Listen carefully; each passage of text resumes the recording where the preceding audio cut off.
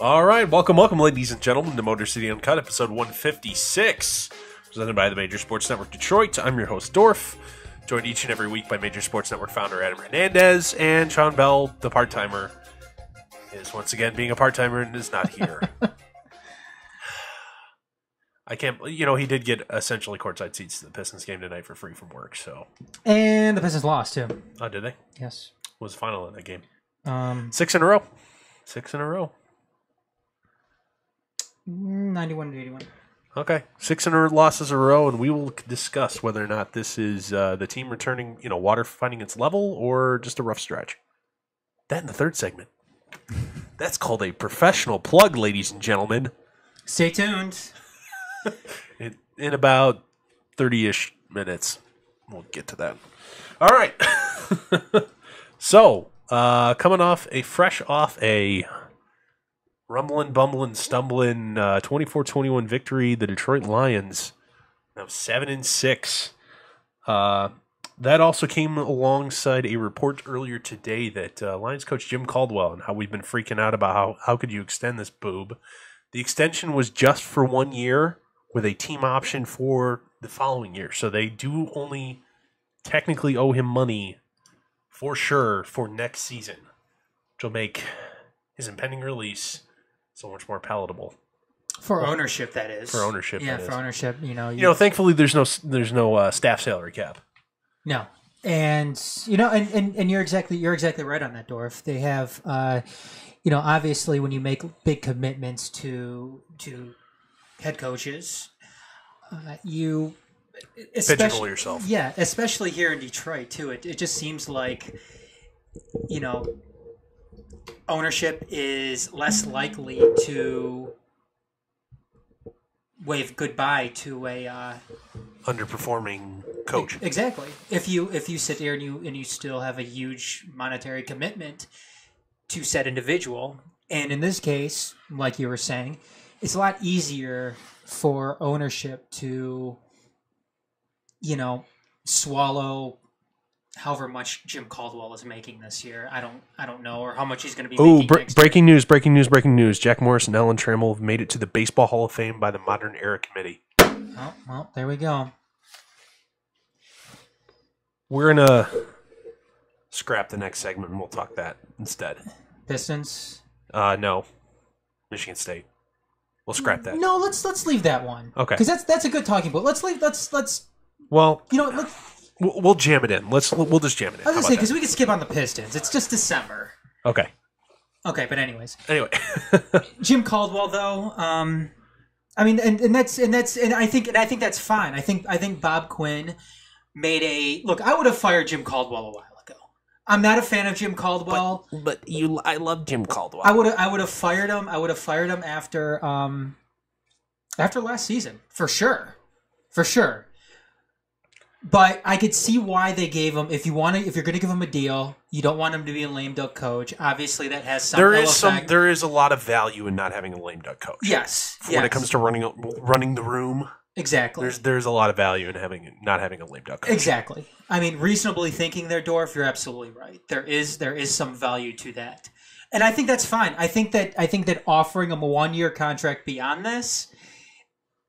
Obviously, that leaves the team plenty of wiggle room when it comes to getting rid of him. Because beforehand, everybody around town was thinking that, okay, they have him signed to a long-term deal. They have him signed beyond 2018, meaning that, hey, you know what? The Lions are going to be stuck with this guy because there's no way in hell Martha Ford is going to write a check to make a guy that she likes go away. Yeah, exactly.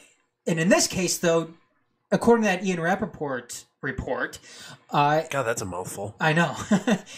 It sounds like Bob Quinn is going to sit down after the season and have a serious, thoughtful discussion. Exactly on what they want to do going forward. And you look and you see, Dorf, and we talked about it a little bit last week on where the league is trending a little bit, because we're seeing what's happening in LA with the Rams, and it seems like you got to strike while the iron is hot on some of these new young coaches coming up. Look at Sean, perfect examples. Sean McVay, dude's what, 32? 32 years old, and he turned Jared Goff, who looked like the second coming of Blaine Gabbert, into holy shit, a top. The second coming of Aaron Rodgers. Yeah. I mean, that's... In like 5 months he did that. And obviously there's a That's limit. insane. And you know what? Who else Sean McVay is arguably responsible for making? What's that? Kirk Cousins. Yeah. He was the OC in Washington. But Dorf, you look at it like this too. You look and see how many coaching changes there could be after this season. There could be a number of them. Quite a few. There could be quite a few. I mean, we could be looking at new head coaches in Indianapolis. We could be looking at new head coaches. You are going to see a new head coach in Indianapolis. Yes. You could see one in Baltimore. You could see one in Baltimore. You could see one in Chicago. You could see one in Arizona with Bruce Arians with his health not being the best. He could absolutely leave. Dallas. Yeah, I think there's Tampa Bay. Tampa Bay. There's a number of places out there where you could find teams looking for new head coaches. I don't think it's not going to be in the Lions' best interest to sit here and wait and watch the NFL coaching carousel, the NFL coaching world pass them by just because they want to sit here and wait on Jim Caldwell. Here's the thing. I don't think that... I'm going to say that patience isn't necessarily bad in not firing him until you know you're 100% eliminated from the playoffs this season. Because I do believe your next head coach is not currently on the staff. I agree. I agree. The guys that you're going to hope to have take over or interview are all playing meaningful football games now. And so there's no... It's not like your next guy is internal where you want to give him the 3 or 4 game whirl where he can try it out. You know, that your next guy isn't there. So with that in mind, you can't really... make rash decisions like that. It's not necessarily a rash decision, but there's no benefit to doing it now. No, I think you're right. I think you're right on that one. Because you know what the luster has kind of come off of Terrell Austin.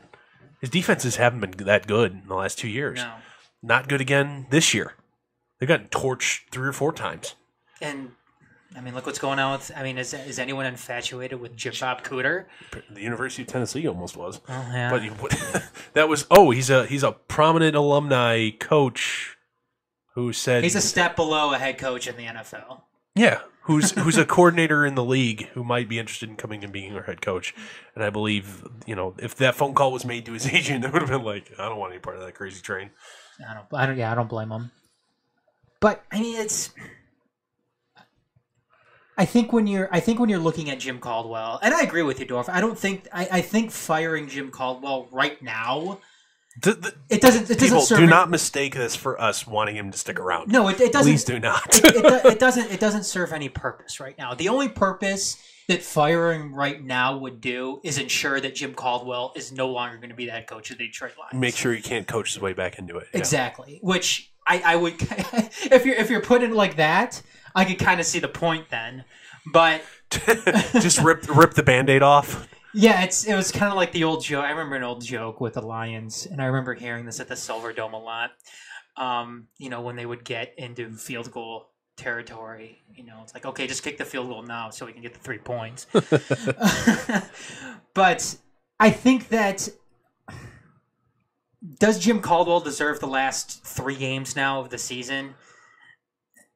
Probably not, but again, you're not serving your team any purpose to fire him, because the person that you're going to be replacing him with is going to have no bearing whatsoever on the future head coaching position on this team. They're not going to hire Terrell Austin. They're not going to hire Jim Bob Cooter. They're not going to hire anyone on this current staff right now. So, yeah, it sucks letting Jim Caldwell finish out the season, because yes, there's always that chance that he can coach himself out of it.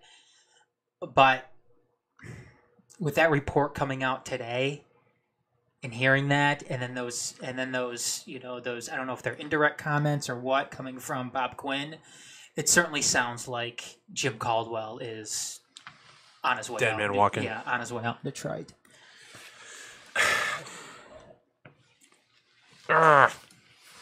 You know what? In the offseason, I was kind of captain of the, you've made the playoffs 2 of the last 3 years, let's not rock the boat. by firing the coach. Because, you know what? Yes, for all his inadequacies, he's still won games. You wanted to bring back Brett Ausmus. I did.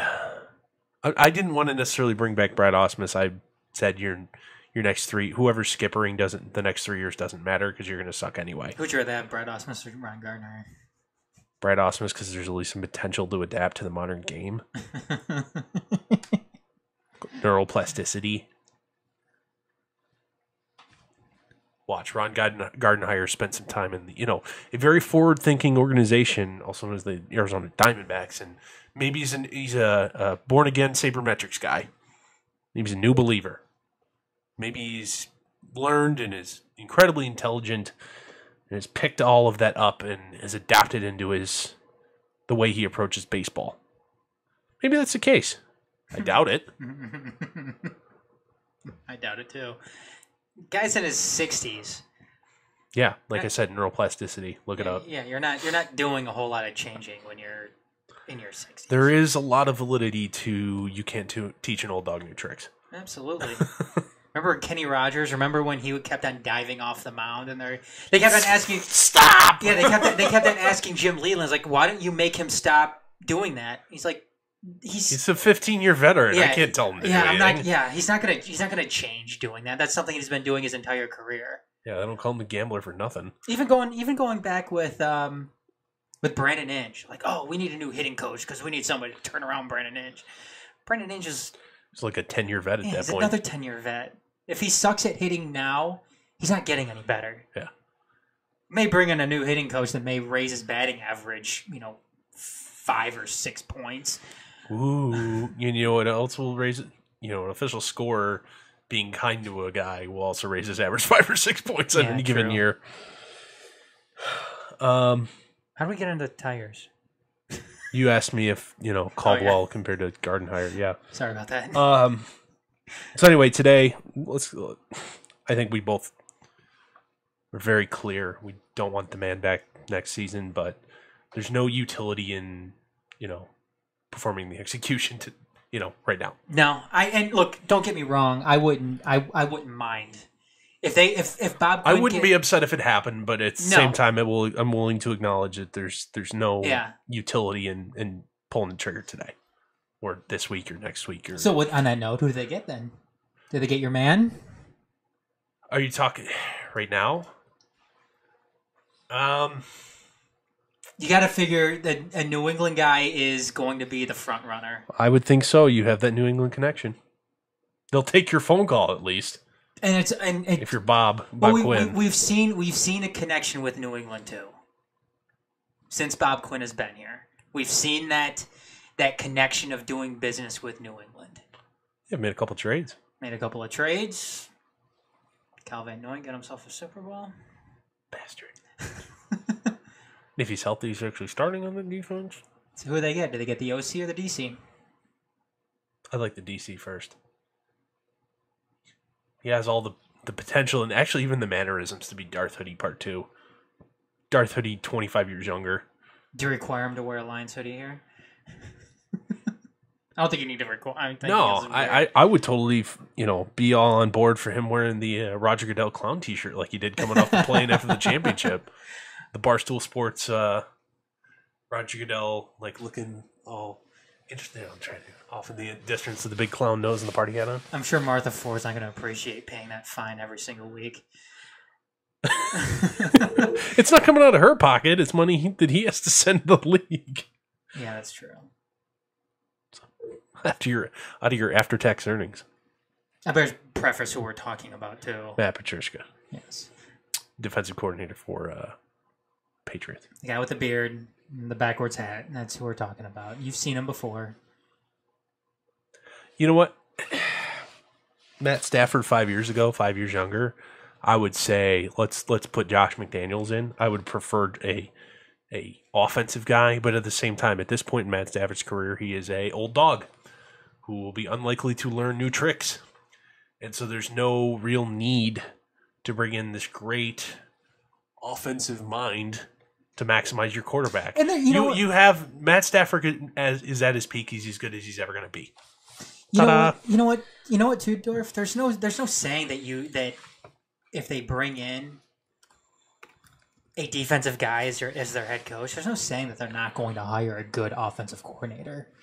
You know, I mean, if you bring in an entirely new coaching regime, I think it's definitely within the realm of possibility that they bring in somebody who's good offensively, and as far as an assistant goes. So, yep.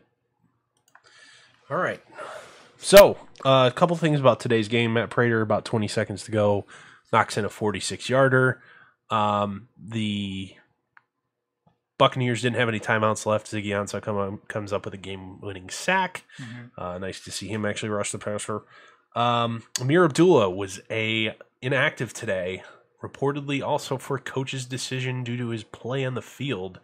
Theo Riddick, now, they only rushed the ball 17 times compared to 40-something odd pass attempts, like 46, I believe, pass attempts. They did score 2 touchdowns on the ground, though. It's good enough. Do you believe that, Abdullah did miss the previous game hurt. Do you think it was actually injury or performance? I think it's a little both. Okay. And y'all who think Tion Green is the next coming of Jesus Christ, like, come on. No. They need to go out. Dude's 40-yard dash time probably starts at the 5. They need to go out and get a legitimate starting running back next year. Absolutely. And here's the thing. I understand this now. I said in the offseason that Bob Quinn's comments about why they didn't take a back this last year, because by the time they were ready to take one, there wasn't one better than what they already had. Okay. I was okay with that at the end of the year. If you look at what's come out of this current rookie crop of running backs, holy shit. This is the deepest class in a decade, and you didn't take any of them. Mm-hmm. At all. Any of them. Yep. So instead we get the, Dwayne Washington who's made of glass, and, oh, by the way, just needs more time. His career average yards per carry is like 2.6. Zach Zenner is Zach Zenner. He's a special teamer who should probably play fullback. Whoop-de-flippin'-do. Theo Riddick is a very nice third down back. Elite third down back. And that's great. You know what you don't have? A guy on first and second down. You don't have that. And there's a lot of, we'll get into plenty of draft talk here in the coming weeks and the coming months. Yeah, because the Lions are going to be out of it. We'll have plenty of time for that. And you know what? You've got a pretty good crop coming out again this year. Not as good as this past year. One thing. What's that? You don't think they draft a running back in the first round, do you? If this is the Patriot school of doing business, nope. Know who they draft?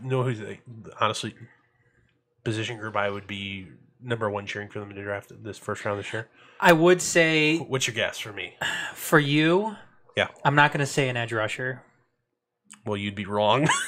I know. It would be. It's going to be best defensive lineman available, whoever that happens to be. That's what you're saying? Yeah. Okay. It doesn't matter. End or tackle, you need both. No, I can go along with that. Yeah, absolutely. Ashawn Robinson is nice. Can't do it on... Akeem Spence sucks. You committed to him for 2 more years after this. He's a nice third tackle. I'll put it that way. Yeah.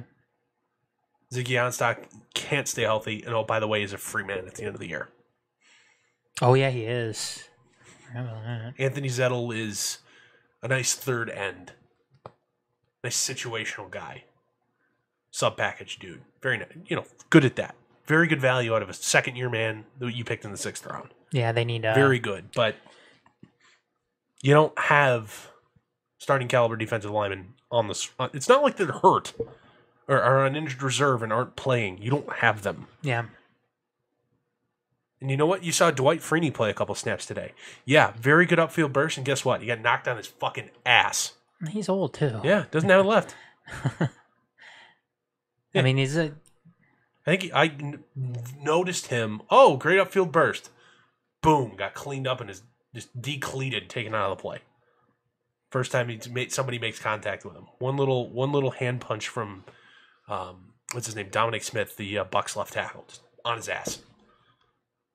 Dominic Smith is by no means special. He's good enough.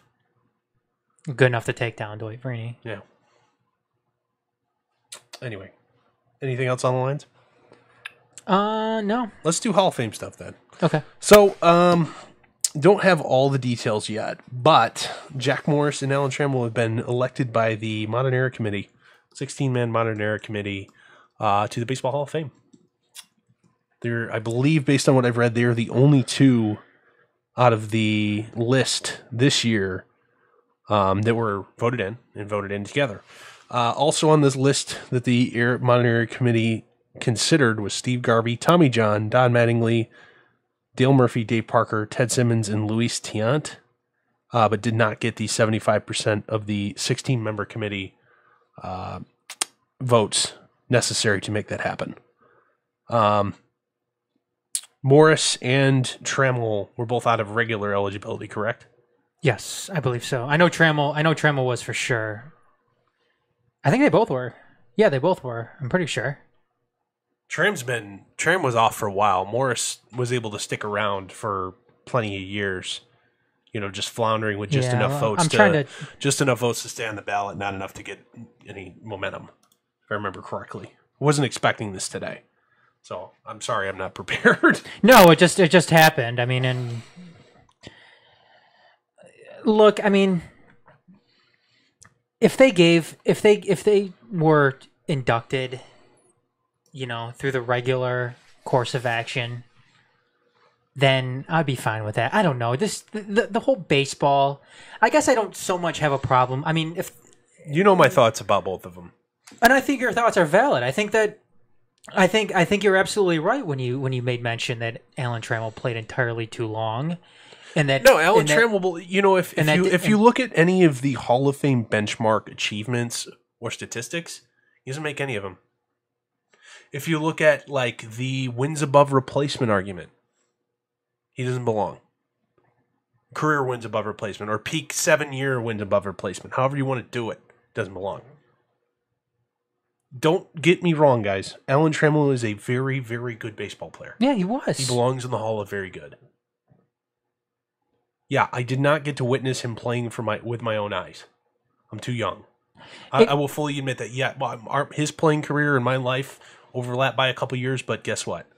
Wasn't even in elementary school yet when he retired. You know what, Dorf? On that note, too, there's guys who have made the Hall of Fame that certainly don't deserve to be in the absolutely. Hall of Fame. I forget the name of the catcher who did it, that everybody voted for him as a joke just to keep him on the ballot, and all of a sudden everybody did it and he made it to the Hall of Fame. He's like a career 230 hitter. But just because you make some boneheaded decisions the first doesn't time mean you do it again. Yeah, you don't. I mean, he's got like 2,300 hits. And again, like I was saying, Dorf, if you're going to elect, I actually wrote a piece about Trammell specifically several years ago and how he doesn't belong. So look up it for reference. I love both of these players. I think they're both fine players. Jack Morris, Tigers legends. Yep, Jack Morris was one of the best pitchers in the 1980s. But there are some very real arguments against Jack Morris, and there's some very real arguments against Alan Trammell. And during baseball's regular course of action of electing these guys in, they didn't make it. And for me, I already think that baseball's method of having guys get into the Hall of Fame is archaic. It's already weird. I mean, if you look at like all the publicized ballots over the last week of the different guys, you had the stupid dumb fuck from Cleveland vote for just Jim Thome and who's Omar Vizquel, and that was it. Mm-hmm. And I could get not wanting to vote for like Chipper Jones because of his like off the field social commentary. Mm-hmm. I could get it. There's a lot of people that view the man as a bigot. I get it. That doesn't change the fact of what he was as you didn't vote for anybody else. But he saves people on the side of the highway. Yeah, he did pick up Freddie Freeman. In an inch of snow. In his four-wheeler. Whatever. I could get that. We're not, but Jesus Christ, man. It's voted on by a bunch of out-of-touch morons. I don't know. You're either a Hall of Famer or you're not. Yeah. I mean, I don't. And that should be the if you don't want to do it 100% on data, that should be the objective standard. When I say your name and ask you Hall of Famer, yes or no, there should be no yes but or no but. It should be yes or no, and that's it. Don't have to think about it. It should be a no doubter. No doubt in your mind. Miguel Cabrera. Yeah. He's already got the 500 home runs, career batting average over, well, assuming he doesn't blow it in the rest of his career, he'll have an over 300 batting average. Justin Verlander. Yes. He could lose that, though. At this time, he's going to need a couple more good years. He could lose that for me, but yes. There I go, making conditional statements. Well, I mean, but that's, you know what, though, that's fair. If he got hit by a bus today and, voting for him in 5 years, sure. Yeah, I would. He would get my vote. Well, he still has playing years left. Absolutely. And he needs a nice finish to the end of his career. He can't flounder at the end. He can't fall off the face of the earth. He does not have the strength of resume when it comes to like wins. Just pure number of wins to be able to flounder at the end. Max Scherzer. No. Oh, really? Doesn't have longevity of success. Still got too many years ahead of him. Okay. Get back to me. Clayton Kershaw. Yes. Jose Altuve. No. Too much time left? Yeah. Career body work isn't all that great. He's had a great last 4 years. Okay. And realize, man, he's only been in the league 6 or 7 years. Yeah. Mike Trout. Too much time left? He's 27? Hold the phone. So give me some guys on the other side of 30. I can't say Bryce Harper. No, yeah, and you know what my answer is going to be with Bryce Harper? No. No, I can't say Manny Machado either. My answer would be no. All very good. Okay. No, you make good points. I'm not arguing with you. I just want to. And the same thing with Jack Morris. This whole line that I hear Tigers fans who are older than me trot out. Oh, most wins in the 80s. Guess what? The 80s was a dark era of pitching. Corey Kluber. No. Keep going. 80s was a dark era of pitching. I'm just going to throw names out there. And that's fine. And that's a good exercise. You can do it the rest of the night. The 80s was a dark era of pitching. Just because you were the best of a bad bunch doesn't make you Hall of Fame worthy. I'm sorry. Ian Kinsler. No. Not good enough. Hall of very good. Okay. Sorry. Lou Whitaker. And here's the other thing that kills me about Tram. Out of the iconic double play combination, he was the lesser of the two. By objective standards, look at the data. Lou Whitaker is a better player Than Alan Trammell. Absolutely. Lou Whitaker is a better player. I haven't looked at the I've done numbers. a deep dive in a while. I could be remembering that wrong, but Lou Whitaker is a better player. Hey, man. Yeah. Bronson Arroyo. The next one you're going to throw at me is Livan Hernandez, and I'm going to keep going. You can do it. I don't want to give you obvious one. I can say David Ortiz. Yeah. You say David Ortiz? Yes. Okay. No, keep going. I will. That guy too. He's already in. I know. He pointed to a picture of Pudge. Oh, I thought it was part of Maglio. My bad. Oh. And that was not. No, that was a serious. No. Oh. Maglio is not a. He doesn't even belong in the Hall of Very Good. Maglio? Yeah. Okay. It's all right. Good player. Didn't hit enough home runs. God, I'm all derailed. I'm improvising, trying to look up numbers on these guys while we're talking about it. So, Tigers, they're going to retire these guys' numbers finally? Yadier Molina. I've hesitated too long. It means it's going to be a no. I say yes. The eye test says yes, but if you look at the numbers, I got to say no. Really? Okay. You get into the Hall of Fame based on offensive numbers 99 times out of 100 is a position player. Mm-hmm. Doesn't have it. Man, he's like so good though.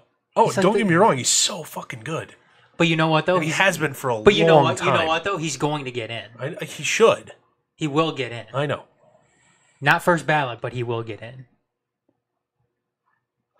So I could say Albert Pujols, but I don't know. you don't know Albert Pujols? The thing is, he's got the dingers. Albert Pujols will get in. He'll get in because he's got the dingers. And the other thing is that, like, the new way of looking at it is pick out to the most dominant 7-year period and compare it against the most dominant 7-year periods of Hall of Famers. Justin Morneau. No. And pick out, the most dominant 7-year player runs of Hall of Famers and versus these guys. Uh-huh. Albert Pujols has arguably one of the most dominant 7-year periods out of anybody. Or maybe the most dominant 7-year period out of anybody when he was in St. Louis. Stanton. Giancarlo? Yeah. No. And I'm assuming the guys that you're asking are still active. Is if they quit today, do they get in? Not if we project them out. I don't know the amount of home runs he's going to hit in New York, which we'll get on. We'll touch on the next show. He might get fucking pop-ups are going to go out there. He's going to pop it up in the infield. They're going to turn on some sort of fan jet stream system. And they don't need it. Out. I know. In an attempt to draw more fans into the game, the Yankees have added more seats to the outfield and brought the fences in 20 feet. Making it even more of a joke. Did you see that? Did you see that meme that Sean posted the other day? I did not. It's Boston Red Sox. Oh, yeah, emergency renovations on Fenway Park, yes. Green Monster going from 37 feet to 137 feet. Oh, man. Anyway, got anything else here? No, as a Tigers fan, it's nice to see them get in. But as a, just looking at it from more of a... Take your fan cap off. Yeah, it just seems... As you're wearing a Tigers hat, ironically. Yeah. Or unironically. I mean, when you're looking at it from a non-fan perspective, it you didn't take your hat off. I mean, does this? I mean, it seems like a mercy. Oh, like yeah. a mercy induction. Tigers fans have a bone, they throw you a bone. Well, not even the Tigers fans, just the Jack Morrison, Alan Trammell. I mean, it's like a mercy selection. Yeah. I mean, that's... And here's other guy. You know what? Barry Larkin doesn't deserve to be in the Hall of Fame in my eyes. Tram wasn't as good as Barry Larkin. Larkin doesn't deserve it. I think Larkin was another one of those... Mercy killing, What do you think? Reds fans haven't had anything good happen to him for 50 years, so here, let's give him this. Well, they've got Sparky. What about Joey Votto? No. Okay. I agree. Walks too much. Barry Bonds. Yeah. No, he does. A-Rod. Check. Yeah. Jeter. Check. Clemens. Yep. Rafael Palmeiro. Yep. Oh, by the way, is eyeing a comeback. Major League comeback at 53. Hasn't played since, 2007? Or 6? Yeah, I don't know. I was thinking to myself. Sosa, McGuire? Yeah, check. I was thinking to myself that you remember Dumb and Dumber? Yeah, I haven't seen it in a long time, but yeah. There's that part where they're sitting there singing the Mockingbird song, and they see those people on the side of the road, and Jim Carrey's like, "Pick them up." I was thinking in my head with Al Avila. It's like, pick them up. Who cares? Do it, Tigers. Put some butts in the seats. Yep, pick up Rafael Palmeiro. Who gives a shit? Have him DH from instead of Miguel Cabrera. Hey, you know what? If you're going to sit here and have Miguel Cabrera play on the field, why not? I'm joking. All right, so are we. All right, next. Michigan State. It's time for my annual public therapy session. Is Tom Izzo holding back his team? What are you talking about, man? They're winning still. I know they are. And they were this time last year when we had the same fucking discussion. But they're better this year, though. I know they are. But you're letting inferior teams hang around. You're not letting your guys play. And you're playing too many fucking guys. You have Miles Bridges and Jaren Jackson will be lottery picks next year for sure. Josh Langford could play himself into being a lottery pick. And Nick Ward, if he wasn't about 6'8", would also be a lottery pick. He's arguably the most polished, back-to-the-basket offensive player the Spartans have had since Zach Randolph. What do you think of Cassius Winston? Can't guard anybody. Otherwise, he would also be... He could shoot, though. And can also distribute very well, but he can't guard anybody. And you know what? If you can't guard anybody at the point, you won't have an NBA career. Ask Trey Burke. Yeah. All right. Yeah, you have 5... Is Trey Burke still in the league? No, I don't think he is. I'll keep going. You're going to look that up? I don't think he is. Thanks, Sean. Yeah. Sean, part-timer. He's probably listening on the way home from the Pistons game on his phone. And like, fuck you guys. No, you're... Watch, my phone just went off. Is that it? Oh, shit. Carson Wentz is hurt. My quarterback. It'll be okay. Well, I traded my depth at the position 3 weeks ago. Oops. My depth at the position, by the way, was Russell Wilson. Uh-oh. I drafted both those two. Anyway, Brendan, you know, you've got a guy like, I understand the argument why you want to play Xavier Tillman this year. He's your 7th big, and he's a true freshman, and you're playing him.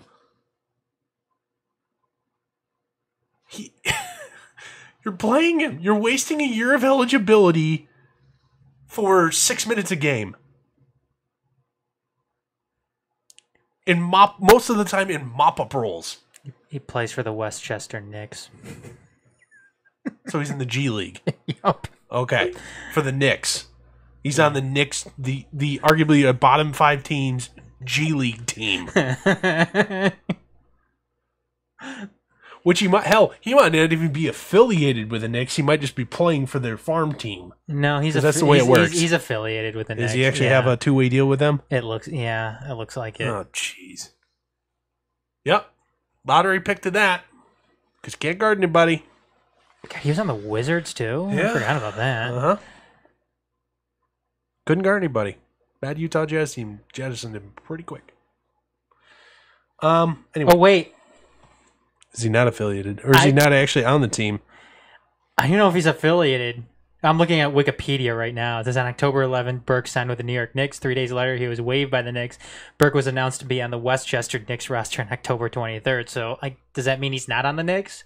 He might not be. Is he just playing with I think he's just playing with their minor league team. Because you know what? Most of the guys in the G League do not actually have, NBA organization affiliation. They just play and hope that they get It's a like signing. guys on, veterans on 2-way deals or young, rookie contracts who can be sent back and forth. They're the only guys that are actually affiliated. Yeah. The rest of them are just, play for the team. He's so good at Michigan. Yep. Can't guard anybody though. Okay. Back to my story. And your prime example of why I think Tom Izzo is overcoaching and is holding his team back was against Rutgers, Nick Ward. Nick Ward does not have a good first half. A lot of it had to do with the rest of the team not being able to get him good possessions, good position in the post. The pass either was late, poorly thrown, so all the hard work he did to establish position was wasted. You know what? I think he only had, 3 or 4 points in the first half. And guess what? He played one, I don't want to call it shift because this isn't hockey. Played 1 minute in the second half, and then we didn't see him again. You saw him sulking over on the bench. You know why? Because he probably gave Tom Izzo some attitude about being frustrated about his looks. Instead, they fucked around, instead of playing your best players, they fucked around playing guys down the bench and allowed a piss-poor Rutgers team to hang around. They only won by 10. That was a 2-possession game the majority of the second half. Is there something with Michigan State when they played, with them playing down to their... And the same thing with, going fucking 12 deep yesterday. Playing 12 fucking guys in a game that was, by the way, a 5-point game with 8 minutes to go. Yeah, you ended up winning by what, 23? You know what the funny thing is, though? What's that? They may be the number 1 team in the country tomorrow. Yeah. In fact, I think they And probably they've been playing like shit. They will be the number 1 team in the country probably tomorrow. Kansas lost again today. Again? Yeah. I didn't see that. Who'd they lose to? Who was it? I just saw it. Kansas went 0-2 this week, eh? Hold Well, on. depends on what people think about Duke. Because Duke does have a head-to-head, and they both have one loss. Arizona in the year. State, That's a bad loss. 16 beating a 2. Arizona State's 9-0. Oh, okay. So they're ranked in number. Okay, so it's not a bad loss. Not a bad loss, but Arizona State is not exactly a traditional basketball power. Kansas was at home though. Ooh. Well, Kansas is definitely dropping. Kansas will drop, yep. 5 or 6 spots. Mhm. I don't know. Voters might not. If I had a vote, I don't think I'd put Duke behind Michigan State because they both have one loss and the head-to-head. So, Yeah, but you always go with who lost more recently? yeah. I know. That's how it is. But this is if I had a vote, not how it's going to shape out. If getting back to my point about Tom Izzo, once again, you've got so much talent at the top of your roster and you're not using it. I can understand not playing a guy like Miles. Miles Bridges, well, he plays the appropriate amount of minutes. He's playing 28 to 32 a night. And I think that's appropriate. You've got, like Jaren Jackson and Nick Ward are averaging about 18 apiece, 18 minutes a game per night. That's not enough. Stop fucking around. Play your best players the whole time until the game is no longer in doubt. Then I can understand emptying out the bench. What kind of long-term impact does this have, though, Dorf? I mean, does it have enough of a long-term impact? And here's the deal why I'm not too terribly upset about this. Doing this now allows you to, if something happens and there's an injury, the guys that will have to step in are ready. Mm-hmm. I get that. But you know what? You're going to be the number 1 team in the country at some point, if not tomorrow. Mm-hmm. And you're always going to get everybody's best effort, and you have a target on your back. Fucking around like this is going to get you beat. And you know what? I want to go in as the uncontested number 1 seed and have the easiest road to the national championship game. No taking L's for mental lessons. So you want pedal to the metal all the way up until the tournament? Fucking kill people. You want the number 1? Cut their head off and shove the basketball down their throat. You want to power through the Big Ten, power through the Big I Ten want to embarrass tournament, people. and get the number 1 overall. Don't just win. It's a road win in the Big Ten in Piscataway. It's never an easy win. I don't care. You have 4 or 5 future pros. They have none. Destroy them. No, None of this screwing around for moral victories, or to learn a lesson, or to get guys minutes. Would you Destroy people. Would you be okay giving them minutes in a blowout game? Oh, absolutely. There's no reason to keep, if you're up 30 with 8 minutes to go, there's no reason Miles Bridges should be on the floor. Or Jaren Jackson, Nick Ward, yada, yada. But you know what? Your best guys. You have 2 guys. You know what? Nick Ward will likely get fatigued. So what? He's got to learn how to play tired. Cassius Winston will probably make a one-on-one defensive mistake or get burned to the basket a time or 2. You know what? You do lead the NCAA in block shots.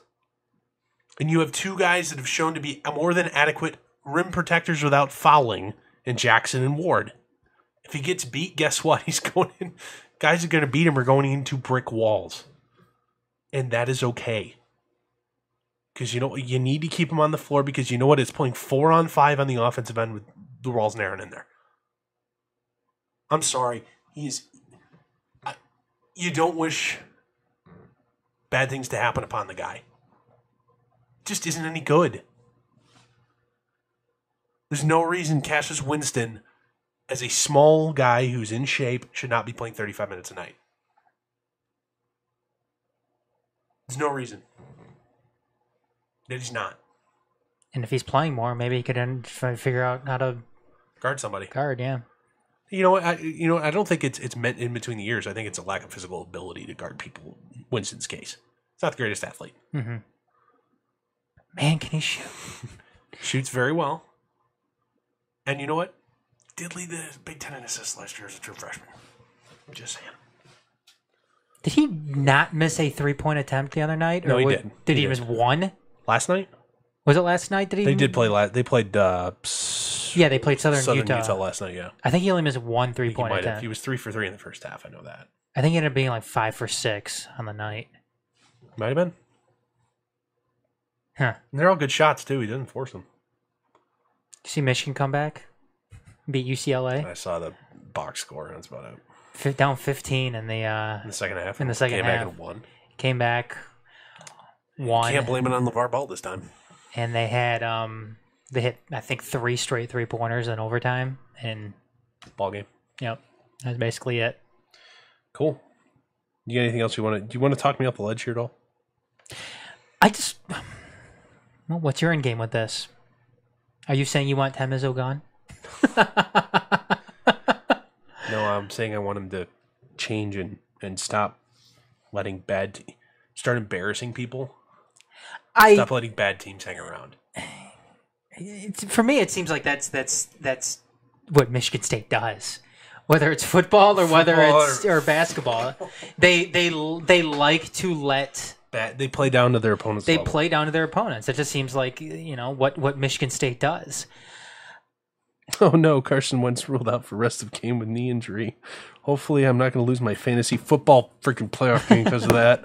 I don't think you're wrong in your frustrations, Dorf, because this is something that you're bitching about last year, and this has been a constant criticism for many years. And to be fair too, I mean, Michigan State hasn't done anything.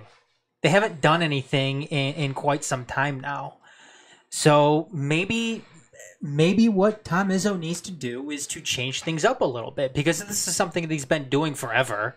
I mean, Tom Izzo has always plays everybody on scholarship. Yes, and except in the Drew Neitzel years. When you're an elite college basketball program, that's not necessarily something that you should do. Yes, be prepared. You look at like Kansas this year; they're only playing like 8 guys. You know why? They've got 3 guys coming in as transfers who are ineligible. Mm-hmm. And they've got 2 guys hurt. So they're not playing 5 of their 13 scholarship players, and so they've got 8.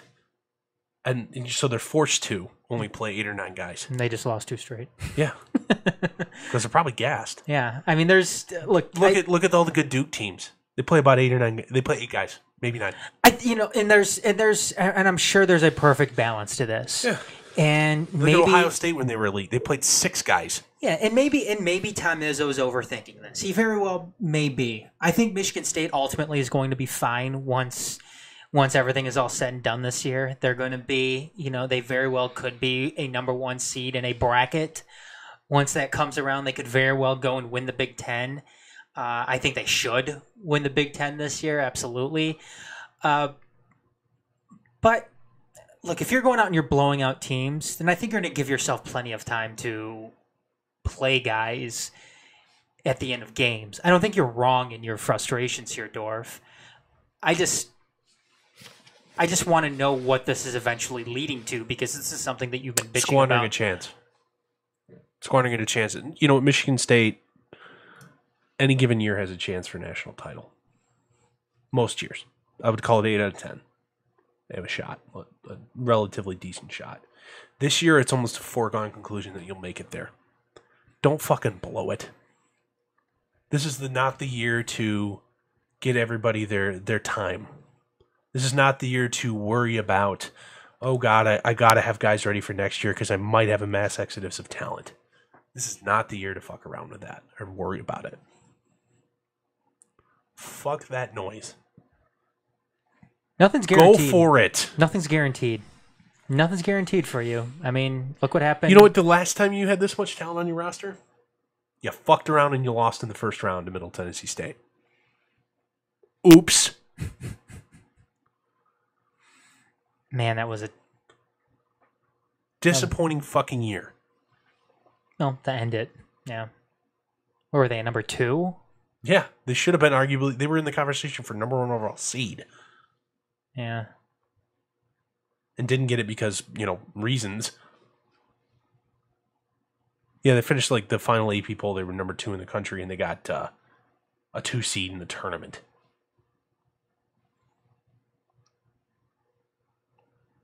Blew it.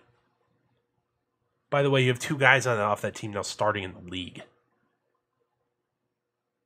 Valentine's starting with the Bulls now? I think because of injury, I believe he's actually in the And the Bulls suck, too. So. Yeah. Or does it hurt? And Bryn Forbes is actually starting in... Is he? Yeah. He's doing very, very well in San Antonio. Good for Very him. well. Well, I don't think he's starting any more than Tony Parker's back, but whatever.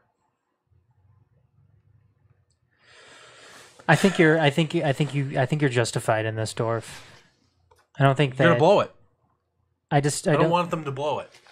No, this is a very, very good team. They're lucky they got Miles Bridges back this year. Oh, they got that gift. They're extremely lucky. And he is, and like you said, Miles Bridges is playing. He is getting his minutes. But, I mean, realistically speaking, if you lose a Nick Ward, if you lose a Miles Bridges, how much further does that knock you down? Next year? Or This right now? year. Oh, it could ruin everything. I think you could absorb the loss of Ward a hell of a lot more than you could Bridges.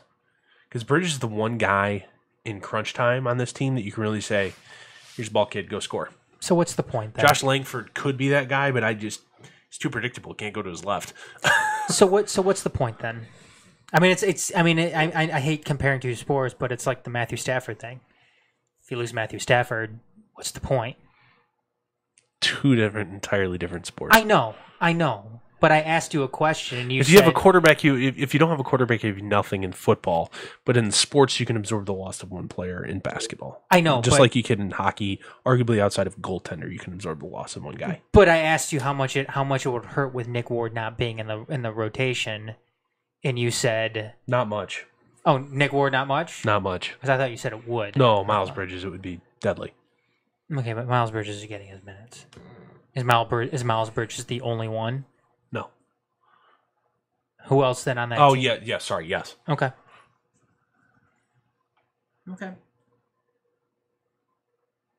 Again, I think the only thing with you is I think you get a little too excited about things too early on. Except with the Tigers.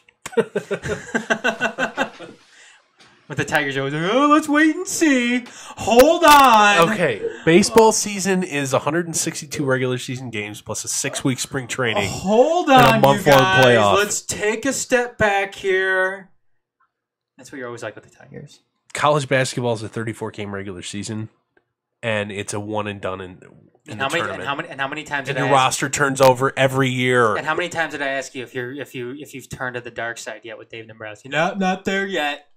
No, my argument with him was always not necessarily that he was great, but what were you going to get as a replacement? And look what you got. One of his stooges who sucks. Well, there's still other guys out there that you can get. Yeah, I'm not saying there's not. But look what you did get. Give a 5-year deal to a guy when you could have had him for a 3-month trial period. You gave him a 5-year deal right away. I disclaimer. My opinions aren't responsible for boneheaded selections when there's clearly other better people out there. So you're saying my attempt to half-heartedly strawman your argument isn't all that great? No, it's an awful attempt. As I said, it was half-hearted and playful. All right. This is a serious sports show, Dorf. Okay, time to put my serious face on. All right, we're going to skip the next one just for the sake of time. No Pistons. No, we're not talking about them. They lost 6 straight. It's December. Oh, well. Yeah, championships are not won and lost in December. Okay, nor playoff appearances, which is all they really are hoping for. We're going to discuss here the ethics of signing Derek Norris. Okay. Detroit Tigers signed catcher Derek Norris to a minor league deal last week or the week before, kind of under the radar because it's a minor league deal. Who cares, right? Derek Norris was suspended by the Major League Baseball this past season for domestic violence. I believe he had to write like $100,000 check to a domestic violence charity as part of his settlement with the league. in an agreement that do that, and we won't suspend you further. Now, never did face any criminal charges or civil lawsuits related to this incident, and people are upset. Tigers would sign in a alleged domestic abuser. Got to say alleged because you know what? It is what it is.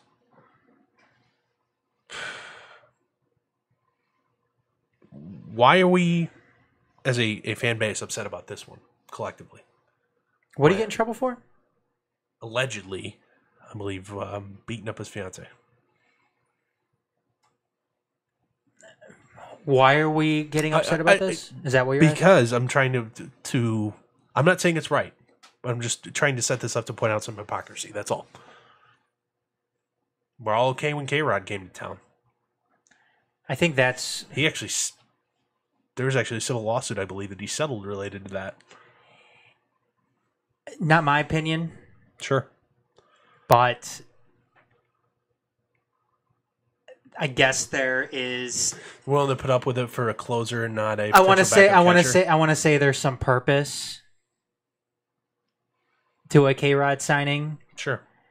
Over... Or trade in this case. Or trade, yeah. Over a Derek Norris signing. Not my opinion. That is a argument being made in public, yes. Yes. I mean, Miguel Cabrera. Bingo. Ding, ding, ding, ding, ding. Miguel Cabrera. Not as only has he beat up his wife, he's got a baby mama. Who he houses and feeds and, yeah. And it's not even, like, secret. Dorf, the world has changed, though. Sure. Since that K-Rod trade. The world has changed. The K-Rod incident was in 2013. Yes. But I'm talking about... You're talking like as recently as the Me Too movement? Yes. Okay. I'm talking... The world has changed a lot. Or the Ray Rice incident. Ray Rice incident is the catalyst of people caring about domestic violence. You know what? Things have even changed... Since then, yeah. Since then. A lot. I think... Personally speaking, I think it's for the good. I think people are becoming more aware, more... What's wrong? I hear something else in the headphones. Oh. Inside your voice. You hear it now? No. I think people are becoming more self-conscious of these things. I think they're putting more value on it. I guess value is the wrong word. I don't want to use value. Emphasis. There you go. And I'm not gonna blame people for getting upset about this sort of thing. Sure. I think when it comes to a guy like Miguel Cabrera, people are willing to put up for it because he wins MVPs and hits 300, bats 300, and there hasn't been a public incident in another incident since. I mean, the only thing that we're hearing about now is, he's a shitty husband, but that's something that wife stays with him. That's something two-way street. That's something that we've known about for a long time now. That he was a shitty husband then. He's a shitty husband now. People have to make that decision on whether or not they want to put want to put headphones on, want to put blinders on, and only care about what he does on the field. So, look. And by the way, Derek Norris has denied this up, down, left, and right. His decision to not fight it I'm going to steelman his argument here. His decision to not fight the league could have been a pragmatic one. Just a pragmatic decision. It's not worth the further damage to my public reputation or the money spent on lawyers to fight this any further. I'm on a bad team. I'm not playing. I'm on a bad team. Who cares? You know what? That's why you see most lawsuits never make it to trial, because it's not worth it to the accused or the people who are being accused of wrongdoing. Doesn't make it. Because it's not worth it. You're going to spend more on a lawyer to clear your name, free and clear. Instead, you get a settlement and an NDA so they can't talk about it. You know what that's good for, though? That's good for people who... And the same thing kind of applies with criminal trials, too. Why, most trials don't ever... criminal incidents never make it to trial. You know what, though? A lot of the times, though, if you have the money, if you have the money to do it and you are truly innocent, then you go and you fight it.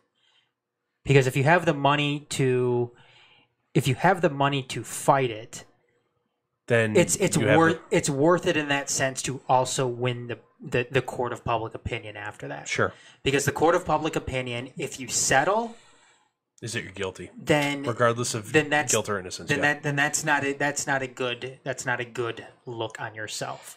Because that's saying that, you know what? You admitted guilt, but you paid money to make it go away. Yes.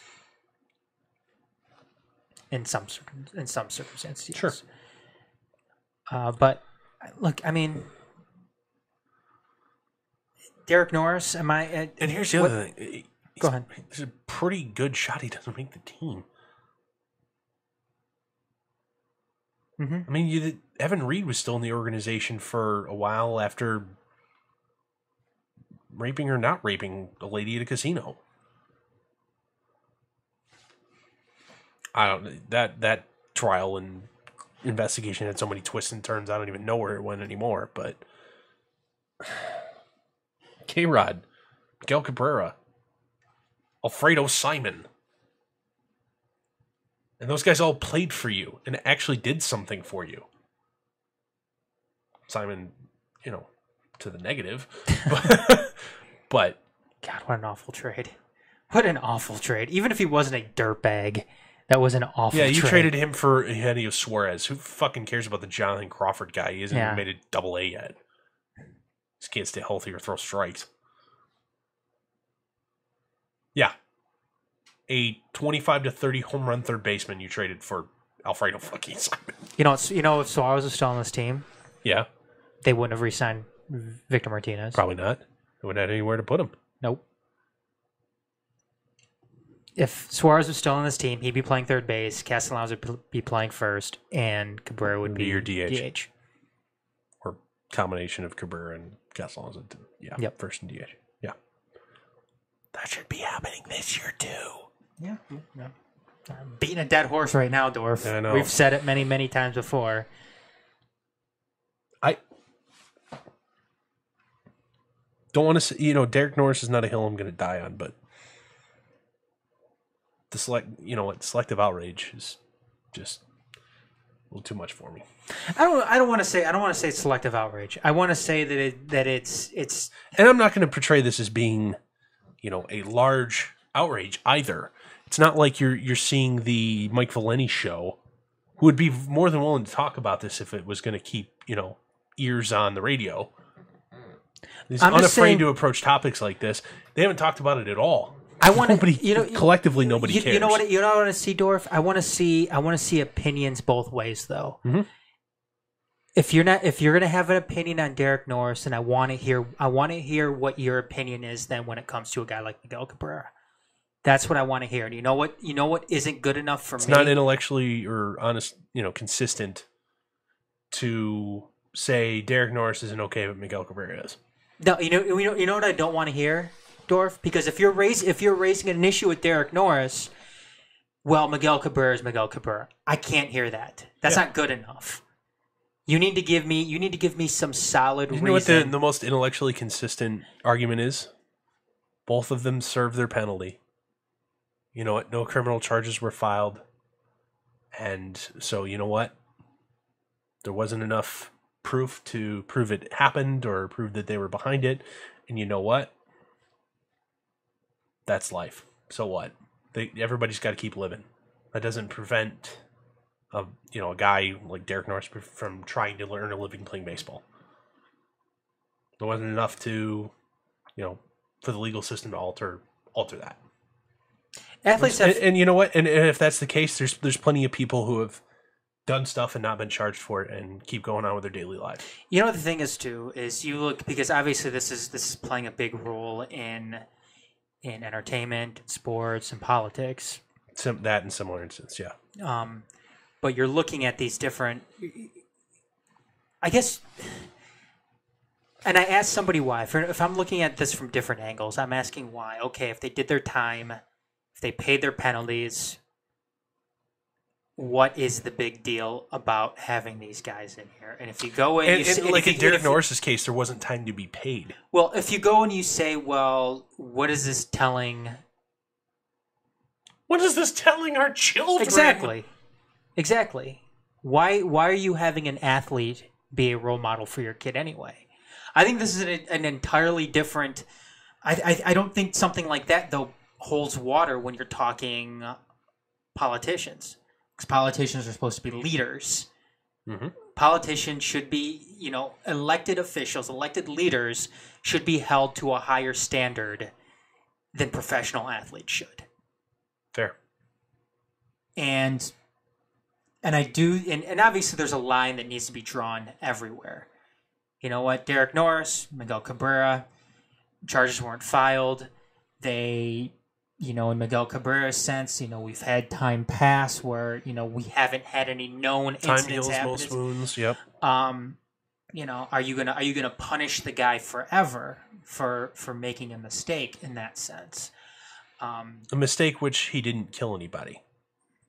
Well, to say he didn't kill anybody, that's kind of a that's kind of a yeah, one of those that's doing a lot. Yeah, when you can still do do everlasting things. Damage. Yes, but the ultimate everlasting and permanent damage is death. If you're asking me, Dorf, do I sign Derek Norris? No, I just don't want to have to deal with that. And it comes back down to this fundamental truth in sports.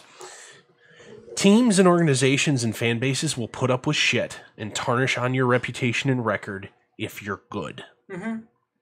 When you're in Derek Norris's case, who hit 200 with piss poor defense, you're not good. People are unwilling to put up with your shit. So you're saying if the Tigers won the World Series this year... do you think Josh Gordon, if he wasn't an elite receiver when he was, not fucking up, would be, 4 years later being allowed back into the NFL? No, he wouldn't. You think people would have put up with Terrell Owens for as long as they did if he wasn't good? Or Chad Johnson? No. Oh, that's and you know what? And the thing is, what Chad Johnson and Terrell Owens did, nothing was illegal. No, they were just asses. Mm-hmm. But as soon as you're not useful, anymore, people don't put up with it. Hi, Ray Rice. Yeah.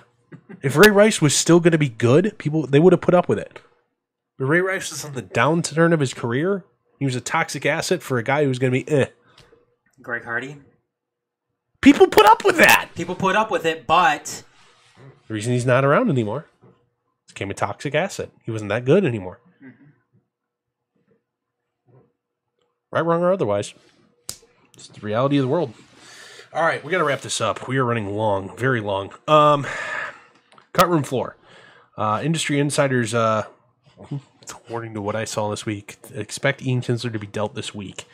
Okay. Biggest kind of smoke signal coming from the Mets. Why the Mets would want a veteran second baseman when they need to burn it all down. Beyond me, but if they want to be stupid, I'll take Michael Conforto, please. It's the Mets. Yeah, they're not going to give me Michael Conforto. I'll take Brandon Nimmo, though. Try that. Tigers have also signed Mike Fiers to a 1-year, $6 million deal. Whoop-de-doo. And the Red Wings have also started auctioning off memorabilia at the Joe.